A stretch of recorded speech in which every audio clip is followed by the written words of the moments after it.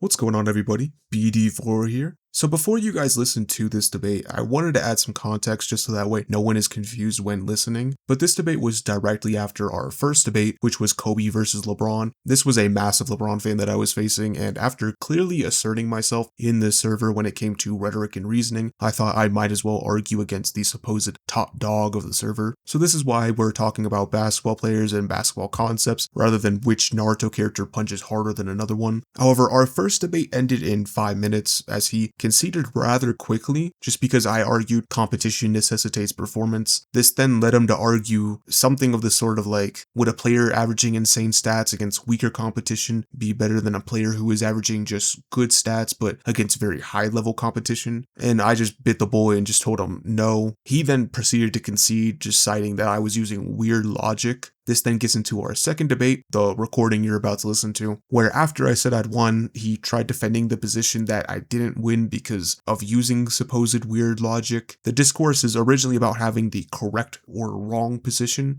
From there, I just kind of broke down how you define who has the better argument and how you judge a debate. Now, this is a debate almost 3 years old. Yeah, a long time. And because of that, I've definitely improved since then. So if I were to go back in time with the current version of me, my arguments would be different and better, but I still wanted to post this debate because I still liked how I argued it, as well as instances like this where people are trying to make arguing more ambiguous and act like every interpretation is equal, so just therefore there can't be a winner, right? That's become very prevalent and still is. So because of that, this debate addresses that very well. But anyways, thank you all for clicking on the debate, and I hope you guys enjoy.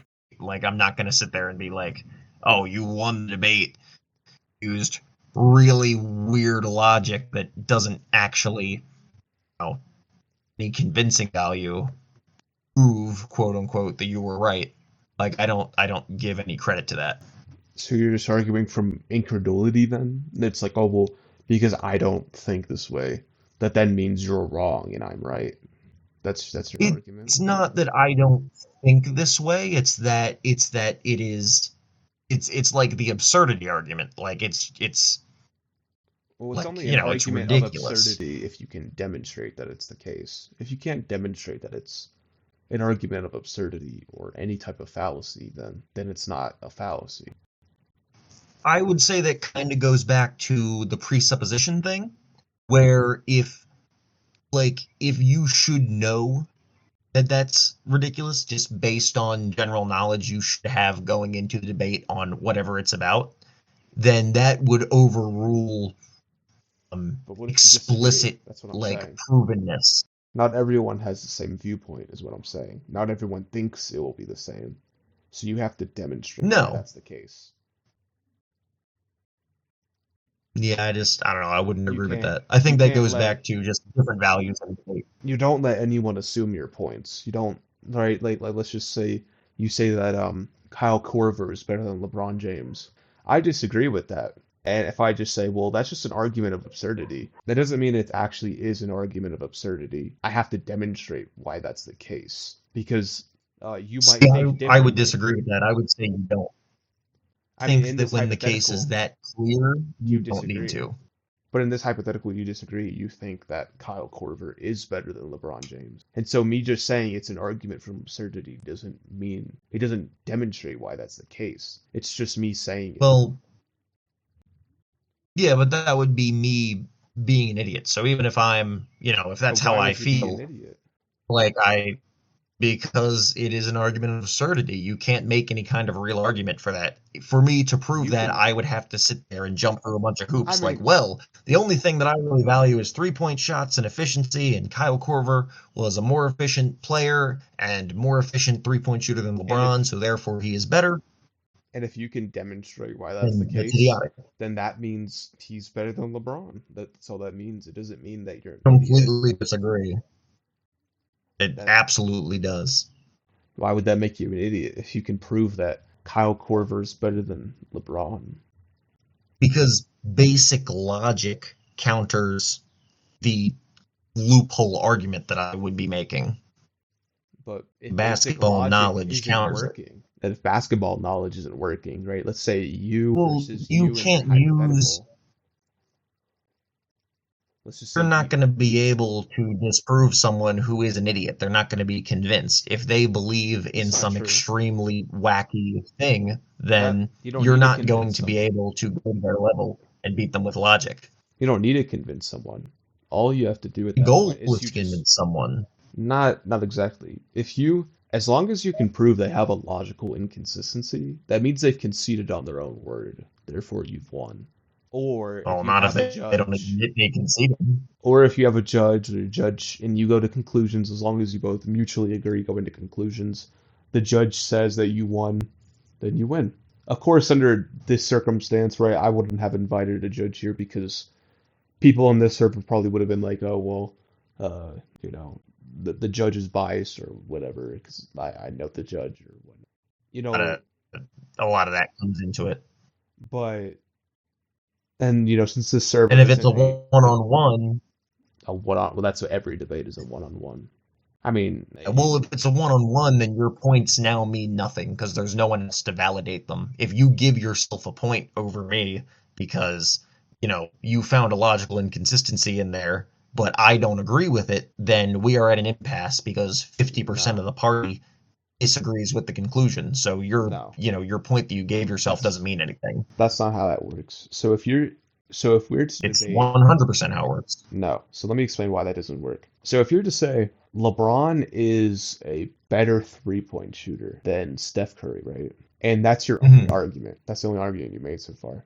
And you're just saying this is why he's better than Steph Curry because he's a better three-point shooter in this hypothetical. And then I come over here and I say, well, he's actually a worse three-point shooter, and I give whatever reasoning I give. And then you then say, well, actually, that doesn't mean he's the better player because he's actually the better defender than Steph Curry, right? Your argument wasn't that he was a better defender. Your argument was that he was a better three-point shooter. So what you've done there is you've dropped the point. That doesn't mean you've conceded. There's a different example of Okay, and conceding. who gives value to that point?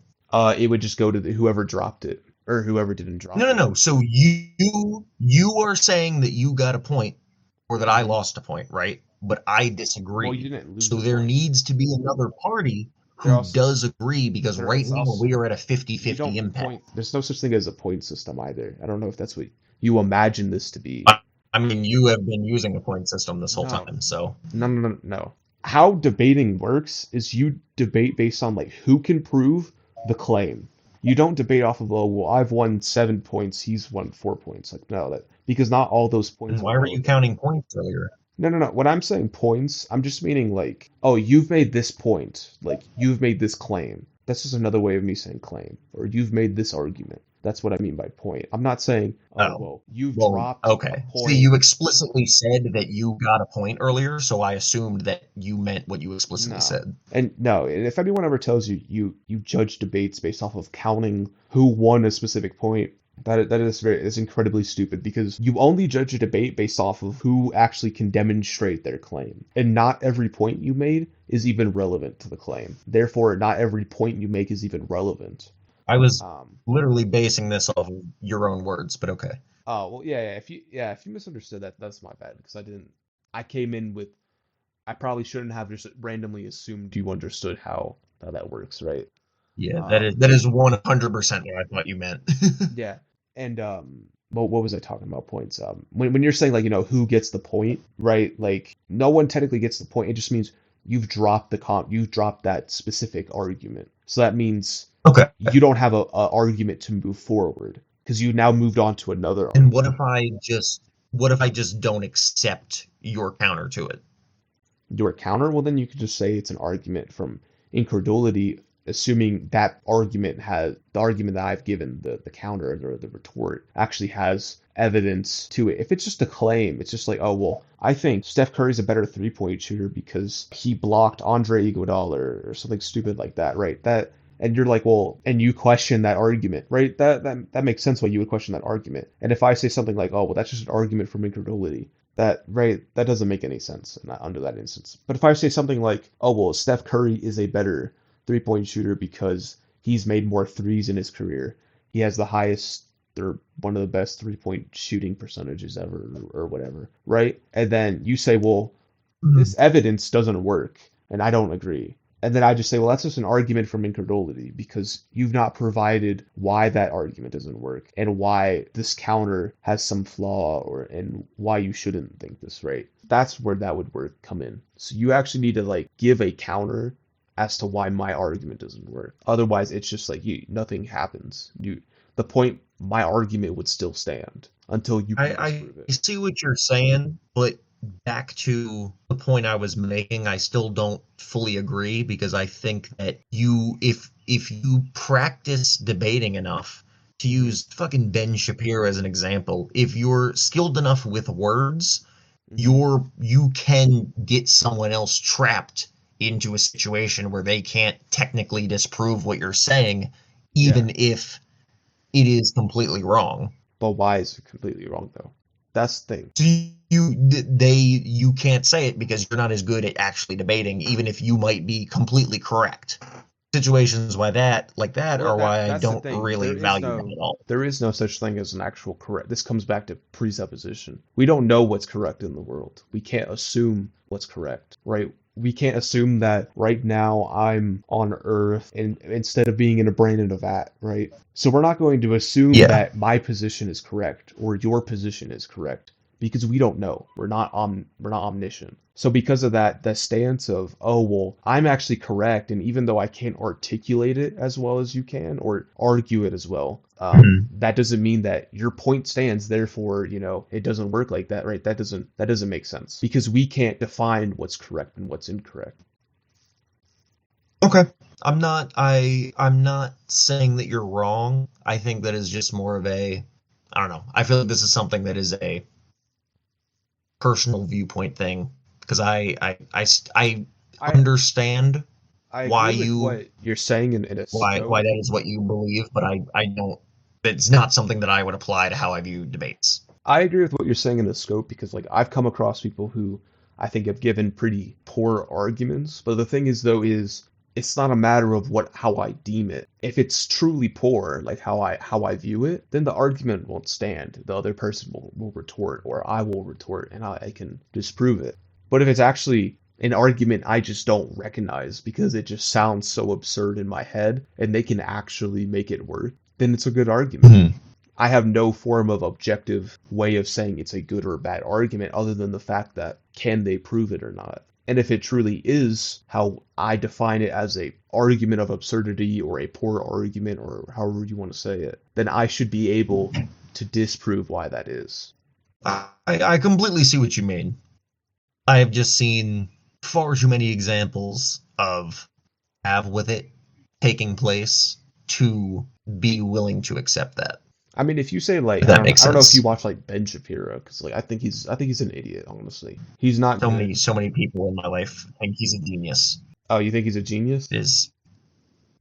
No. So many people I know think he's a genius. Oh no, and it drives me insane. He's not even good. No, he just kind of appeals to like just random sources, and he's just like, oh well, due to this source, it then defines my position as correct, or which is so stupid. And you can just call him out on so many things he said. Oh, I agree, but in most of the cases where he is being stupid, he is still winning the debate by because his opponent isn't like good. goalpost that you've said here. Because his opponent isn't good, but I don't think that makes him right. So I'm not going to sit there and say that like, well, he won the debate and his argument is now valid because of it.